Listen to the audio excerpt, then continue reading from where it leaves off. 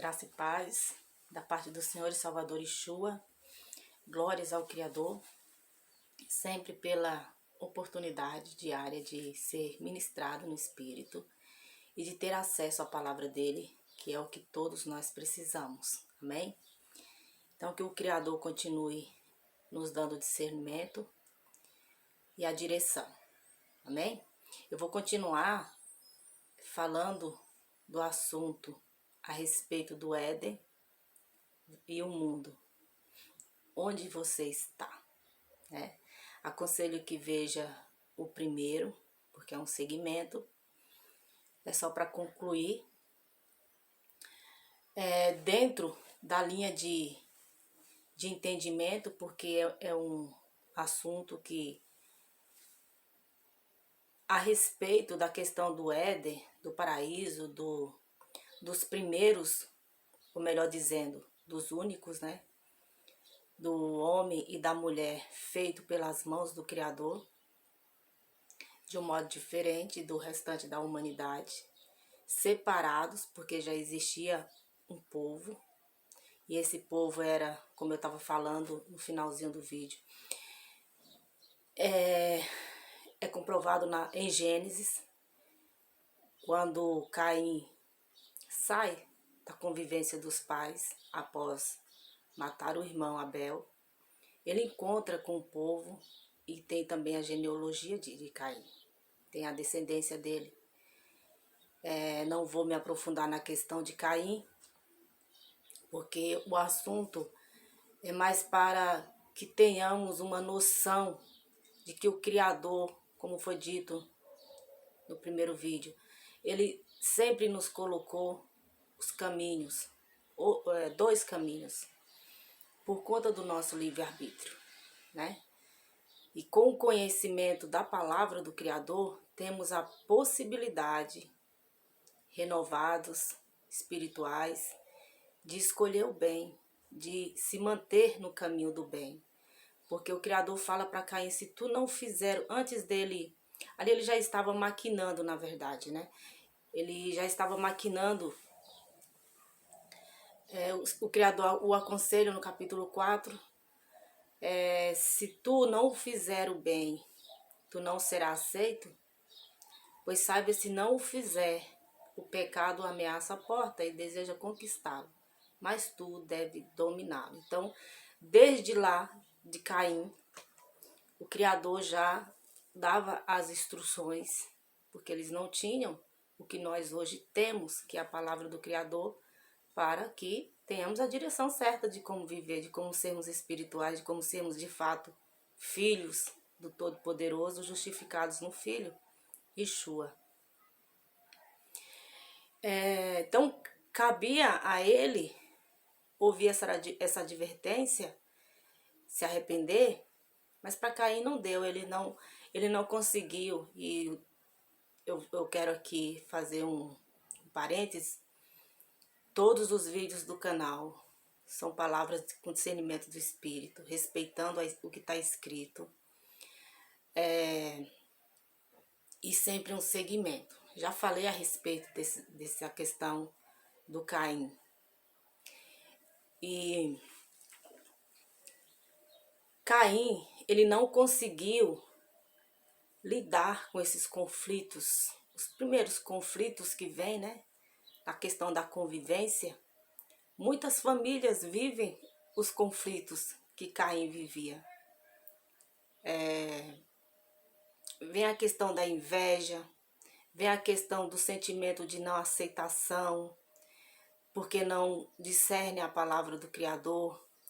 Vem sentimentos de diferença, se sentem excluídos. Então, várias situações na vida de famílias causam conflitos, causam confusões, causam discórdia, tudo que é contrário à palavra do Criador, porque o Criador coloca as questões danosas que causa morte, causa conflitos, causa divergências, por causa do não equilíbrio, que é a questão do domínio próprio.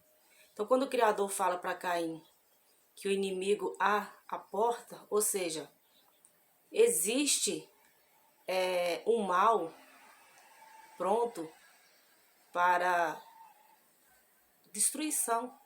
João mesmo vai falar nas cartas dele que o diabo, o inimigo das nossas almas, não veio ao mundo a não ser para roubar, matar e destruir. Claro que estamos num tempo em graça. É claro que o inimigo foi acorrentado depois da morte de Yeshua. Ele não pode interferir como ele interferiu, induzindo Adão e Eva. Desse modo, ele não pode. Mas existe também, como diz em Efésios 6, nas regiões celestiais, porque a nossa luta não é contra sangue nem carne, ou seja, não é contra pessoas, mas contra hostes, potestades que estão nas regiões celestiais. O próprio livro de Apocalipse, no capítulo 21 ou 22, se não me engano, vai falar daqueles que não herdarão o reino dos céus, os cães, né? Os avarentos, os feiticeiros, os idólatras. Esses não herdarão o reino dos céus. Por quê? Porque são caminhos voltados para as trevas, voltados para o erro, para o engano, para a negação ao Todo-Poderoso. Então, todo caminho que não leva ao êxodo 20, que é adorar o Criador, e não a ídolos e não a outros, dedicar o seu pensamento, o seu coração ao Todo-Poderoso e ao conhecimento bíblico. Hoje nós temos o Evangelho dado ao ministério do apóstolo Paulo, que é o que é mais explorado aqui no canal, para que as pessoas se orientem, para que as pessoas não ajam como Caim, e até mesmo como o Adão, que caiu, a questão do Adão, que infelizmente desobedeceu e saiu do paraíso para viver, procriar, sendo sujeito ali a situações danosas, caso ele não tivesse sabedoria, obediência, que é o mesmo que ocorre com a gente hoje. Temos, pela fé, o Espírito, o Consolador, por conta do Filho, que é o mediador. Ele nos enviou esse Espírito para quê? O grande Espírito, para nos auxiliar, para nos dar o discernimento de como viver. Facilitou a nossa vida. Porque até então, antes de Yeshua, o que estava predominando ali eram os ensinamentos da lei, eram os preceitos que vinham juntos, né? E também dogmas dos fariseus, dos escribas, porque eles se sentiam diferenciados dos demais povos. E as pessoas, elas não tinham alívio, elas não tinham paz. O que elas tinham em seus corações e mente era só um sentimento de servidão, servir a homens, confiar em homens. Então, quando Yeshua vem, ele traz esse tempo em graça, mas ele traz o tempo de paz. Ele é a paz, ele representa a paz. Ele nos dá o pão da vida, que é a palavra e o discernimento, para que possamos discernir, ter esse domínio próprio que foi já aconselhado a Caim na queda, né? Na desobediência. Então, o primeiro vídeo ficou muito bem colocado, essa questão dos tempos, da questão da lei, da questão da morte que imperou, porque eu li Romanos 5. E eu só vou fazer um complemento, como eu havia dito, né? Deixa eu ver aqui onde eu parei.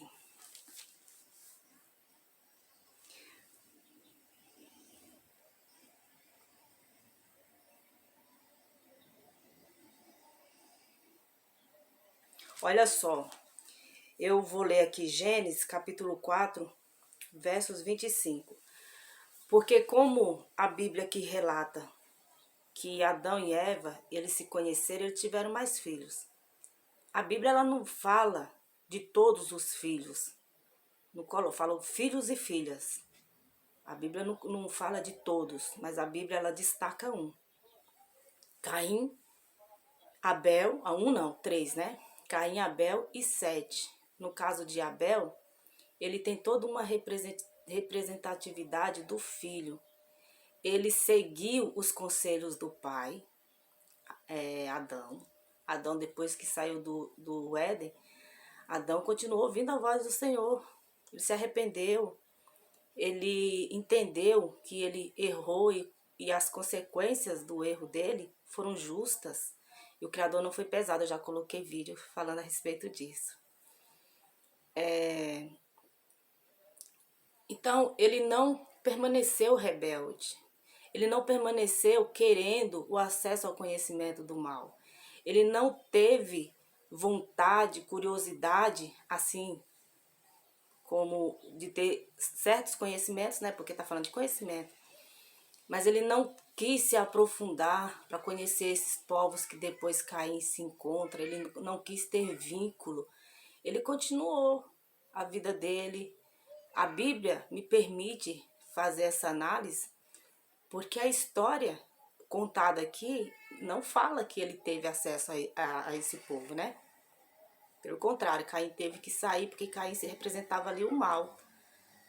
Tava com o mal dentro dele. Tava relutante, né? Relutando contra as advertências do Todo-Poderoso. Então, quando eles vão fazer o sacrifício, tem uma representatividade do filho por causa da questão da autojustificação. Caim levou os melhores frutos dele, porque ele assim acreditava que o Senhor ia receber o fruto do trabalho das mãos dele, do esforço dele, da sua justificação. Mas o Criador recebeu de Caim, de Abel, que foi o cordeiro, já representando o filho, lá desde o início, sem mancha, sem pecado. Então, para o Senhor foi um sacrifício agradável. Já o de Caim, não. Então aí a fúria se torna ainda maior. E isso é claro que daria para falar bastante, tá? Mas é só para vocês entenderem que desde o princípio houve essas divergências, essas dificuldades no núcleo familiar. Essa dificuldade de entender aqueles, trazendo para os nossos tempos, aqueles que vivem a sua vida entendendo que o Filho, Yeshua, é o sacrifício definitivo, como diz Hebreus 10. Ou seja, olhamos para o Evangelho, olhamos para a palavra e procuramos demonstrar, como diz Romanos 12, em nós um sacrifício vivo, perfeito e agradável ao Senhor, porque entendemos, absorvemos a palavra do Criador, ouvimos as suas advertências, ouvimos as suas orientações, entendemos os seus mandamentos e procuramos obedecer. Dentro do vínculo familiar, nem todo mundo tem a mesma visão, tem a mesma aceitação. Muitas das vezes querem levar ao Criador sacrifícios, estão sacrificando as obras de suas mãos, estão se auto-justificando, dizendo que são santos. Tem uma palavra, quando Yeshua dá cura do cego de nascença. Então, aqueles que enxergam, que falam eu enxergo, eu isso e aquilo, estão sempre se auto-justificando. Devemos entender, eu coloquei, foi o primeiro vídeo do canal, eu falei a respeito desse cego. Um vídeo maravilhoso, aconselho que vocês assistam, é o primeiro vídeo. E foi ali um cumprimento para a glória do Criador e para nos orientar de que todos somos cegos de nascença, porque nascemos no berço de pecado e dependendo das nossas orientações, se forem as verdadeiras, se forem as santas, se forem as doutrinas corretas, aleluia, facilita na hora de conhecer o lado mal do mundo e dizer não, discernir.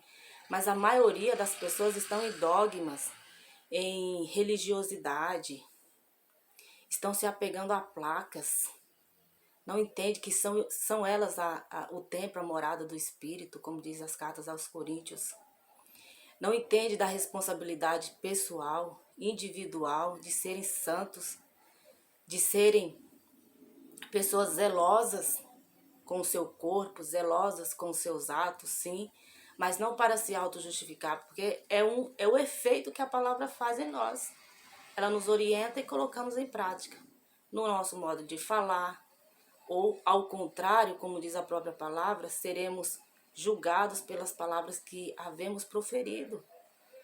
Então, dentro do seio familiar, existem as divergências por conta da não compreensão. Às vezes, um entende que a Umbanda, com todo respeito às religiões, que a Umbanda é a verdade da sua vida. Outros que o Espiritismo e assim por diante, porque o que não falta são segmentos religiosos. A questão dos evangélicos, dos católicos. Não estou aqui desmerecendo nenhuma, mas há um único caminho e a verdade é a palavra do Senhor, que é o próprio Filho. Quando lemos a partir de Mateus, conhecemos os seus caminhos, todo o propósito, tudo que ele falou, que foi registrado aqui, porque como eu já coloquei, todos os livros do mundo não seriam capazes de registrar todos os feitos dele. Mas o que está aqui para nós é suficiente para sermos santificados, para nos colocarmos como Abel, no caso, que consciente de que ele não tinha como oferecer a obra das mãos dele, mas ele tinha consciência de que o Senhor sim tinha o cordeiro sem mancha, sem pecado, e é nele que nós podemos nos justificar. Como diz o Romanos 6, né? Na semelhança da morte dele, morremos. Na semelhança da sua ressurreição, ressuscitamos. Então, é apontando para o Filho. A partir daí, vamos passar a meditar nos evangelhos, entender toda a palavra do Pai, desde Gênesis a Apocalipse, o propósito dele, os tempos, como que ele agiu e tem agido perfeitamente. E cabe a nós entender esse tempo para, de fato, sermos filhos. Amém? Eu precisava dessa introdução e agora eu vou falar de Sete. Então, no capítulo 4, versos 25 diz: novamente Adão teve relações com sua mulher, e ela deu à luz outro filho, a quem chamou Sete, dizendo: Deus me concedeu um filho no lugar de Abel, visto que Caim o matou. Também a Sete nasceu um filho, a quem deu o nome de Enos. Nessa época começou-se a invocar o nome do Senhor. Percebe? Dois versículos carregados de informações extraordinárias. Porque o tempo, não deu para falar bem da questão do tempo, o tempo não é como imaginamos aqui. Foram filhos seguidos, foram poucos anos. Não, foram muito tempo, eles viviam muito. Adão viveu 800 e poucos anos, se não me engano. Tá aí a quantidade de anos que ele viveu, quando fala da genealogia. Eles viviam muito porque a vitalidade da vida deles era diferente da nossa hoje. Diminuiu. Depois do pecado, depois da corrupção do pecado de Gênesis 6, o Senhor fala que os dias do homem seria apenas 120 anos. Porque o Senhor se arrependeu de ter feito o homem. Porque o espírito dele não permaneceria por causa da desobediência. Mas aqui o Criador permite que esse casal arrependido, ouvindo as instruções do Todo-Poderoso, tivessem filhos ao qual pudesse continuar a linhagem da obediência e não da desobediência. O Criador ele não impunha para nenhum deles escolha, ele aconselhava, mas o Senhor ele não obriga ninguém a amá-lo. Ele se alegra. Por quê? Porque quando entendemos, escolhemos o melhor para nós. Só que a natureza humana leva sempre para fazer escolhas contrárias ao que diz a palavra do Senhor, entende? Então aqui vem Sete, com o coração e mente pronto à obediência, iria ensinar os seus.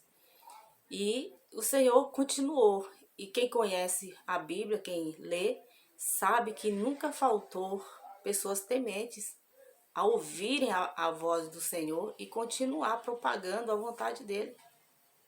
Por isso estamos aqui. Para o Criador,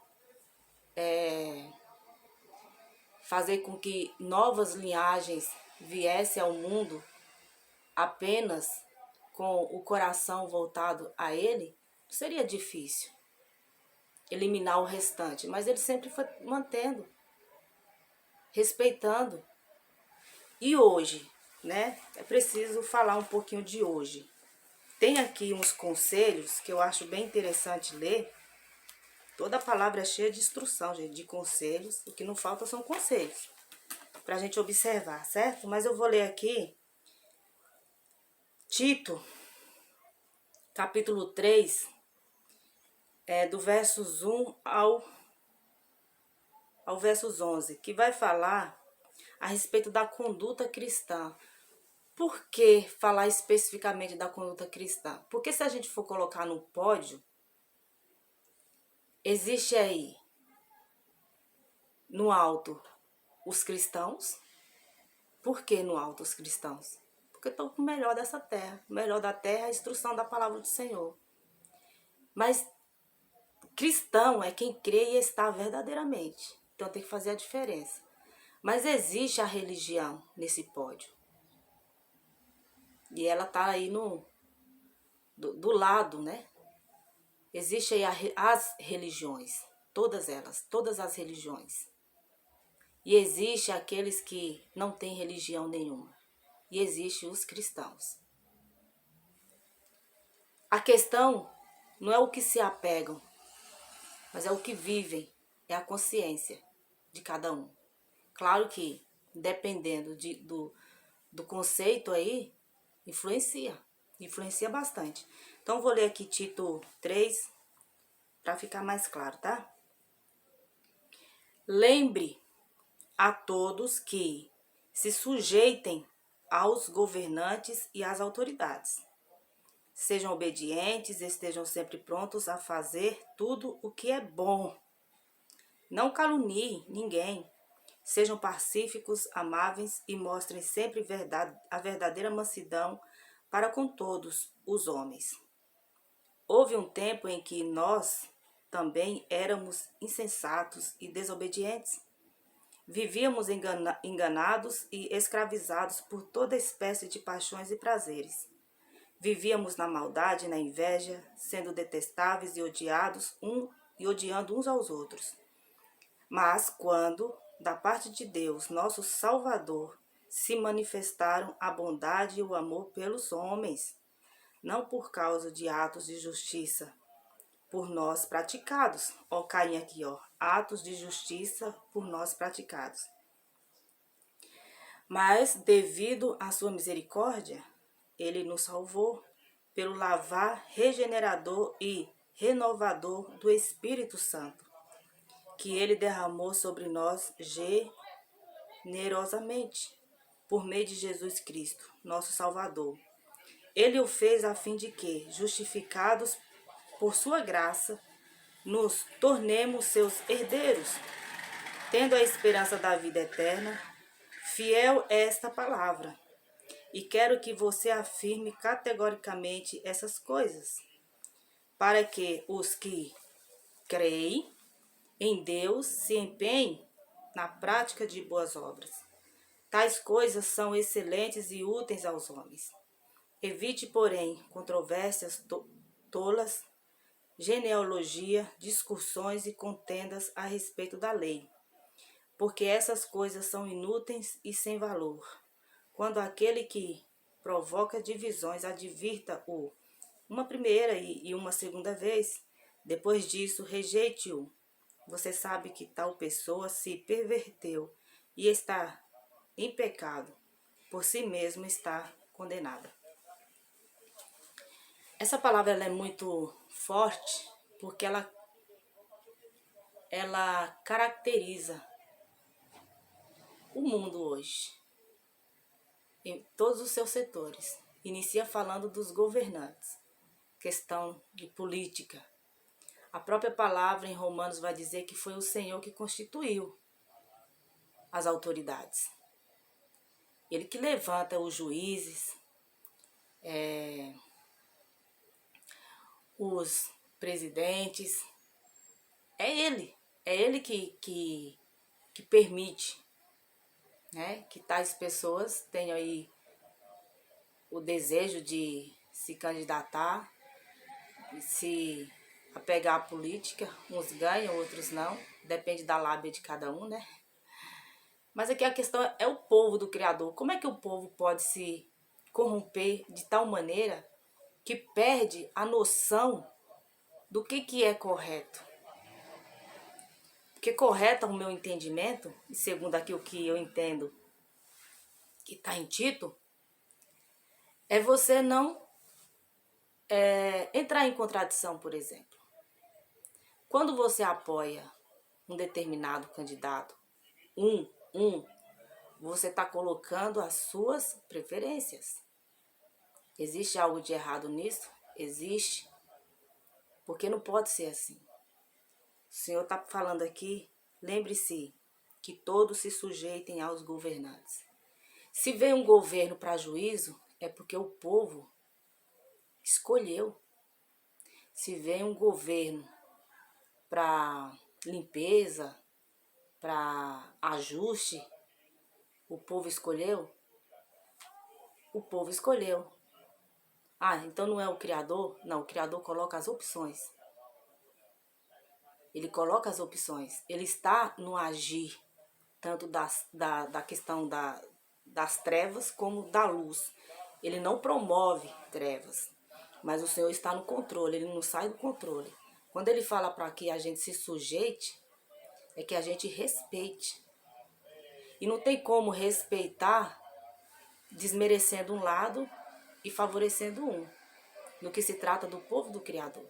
Então, o que o povo do Criador deveria, como é que o povo do Criador deve se comportar nesse sentido? Ser leigo no que se refere à política, porque a política,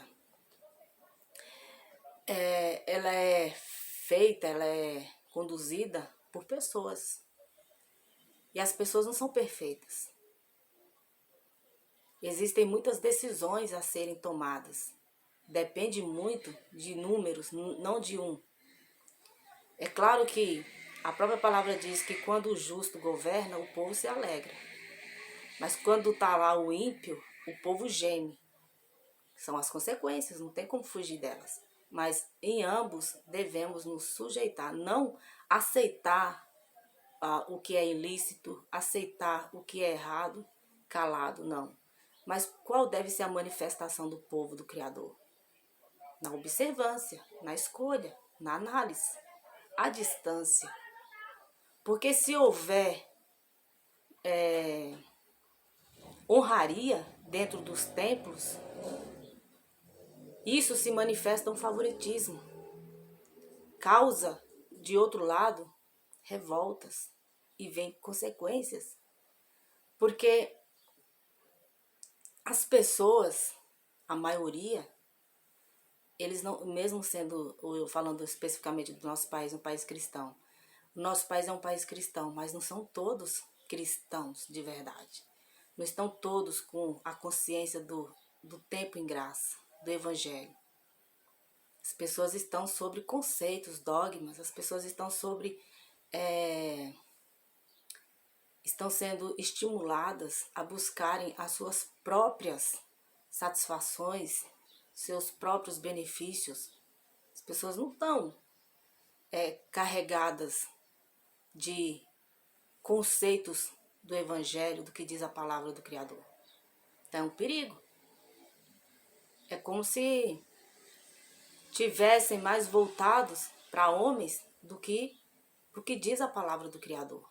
O homem é falho. Então o comportamento, eu espero que não fique confuso, o comportamento do cristão é observar a palavra, ser leigo no que se refere à questão de política, mas não ignorante.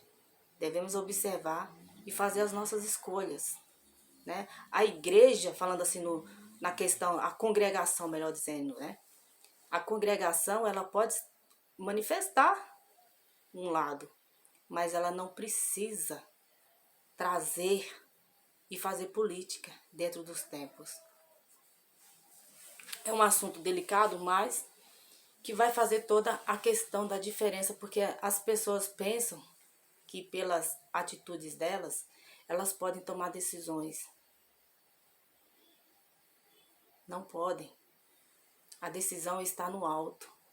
Como é que o Criador nos vê? Ele nos vê como justos, justificados pelo Filho, por causa da nossa consciência. Ele nos vê como pessoas que têm consciência dentro das congregações, todas elas estão conscientes da santificação do corpo, da justificação pelo Filho inteiramente, da religião santa e imaculada que o Senhor se agrada, que é cuidar dos órfãos e das viúvas nas suas condições e não se corromper com o mundo, não se corromper com o mundo. Todos estão com essa consciência, todos estão vivendo. Os jovens estão vivendo como José, como Daniel, na sua época da sua juventude, dizendo não para as lentilhas, dizendo não para as oferendas, dizendo não para tudo aquilo que corrompe, dizendo não para a pornografia, para os adultérios, para os prazeres momentâneos. Os jovens estão preparados para isso, os jovens que congregam. Então tem tudo isso daí. Então o povo do Criador precisa ter uma consciência muito ampla de como se colocar. Estar no pódio, no primeiro lugar ou no maior, exige a consciência. Não está na mesma altura. Não pode se igualar, entende? Então é algo muito profundo, mas que vai voltar para o Gênesis. Caim decidiu ser mau com seu próprio irmão, por falta de consciência, por falta de obediência, de temor. Não é diferente nos vínculos familiares, não é diferente na política, não é diferente em todos os meios. Sempre vai existir aqueles que relutam. E o Criador nos pede para que nos sujeitemos, ok, às autoridades. Mas aqui tem vários conselhos. Que estejamos prontos a fazer tudo que é bom. Não caluniar ninguém. Viver de um modo com mansidão. Porque tudo aquilo que éramos antes da consciência, já não somos mais. É um passado. Passou, não temos prazer. Quando Adão sai do paraíso, consciente do que ficou lá para trás, por conta da desobediência, ele teme. Ele não quer saber de corrupção, nem mesmo com o filho dele, nem mesmo a convivência com o filho. Ele não quer saber do mal. Ele quer continuar nas orientações do Senhor, vivendo até o tempo de vida que o Senhor desse. E acredito eu, muito grato. Teve filhos. Aí vem 7. Né? E se você quiser continuar lendo, o que não falta são pessoas prontas para ouvir a voz do Criador e fazer a vontade do Senhor, como os profetas. E aí vem o Filho nos